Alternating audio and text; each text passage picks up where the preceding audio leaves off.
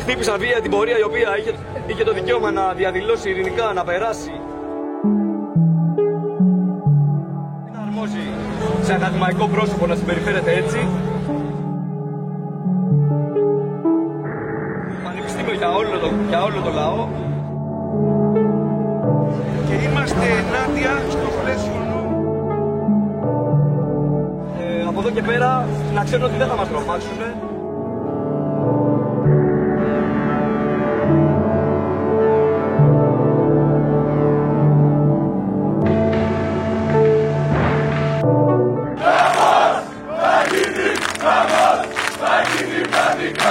Εδώ δεν θα περάσει ο εξυγχρονισμός.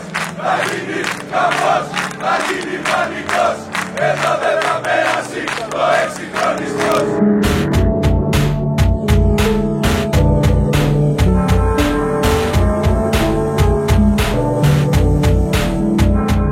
Το Υπουργείο λέει τους φοιτητές αλήτες.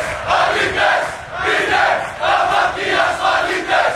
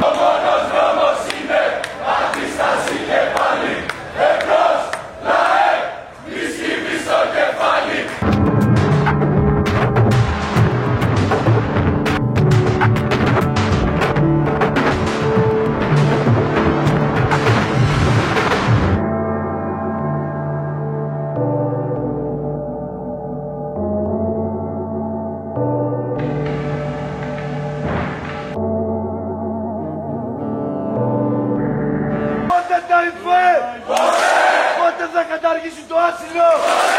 Πότε τα ιδιωτικά? Πότε θα μας σταματήσουμε τους μπάτσους? Και τι θα γίνει? Δεν ακούω τι θα γίνει. Τι θα γίνει? Θα γίνει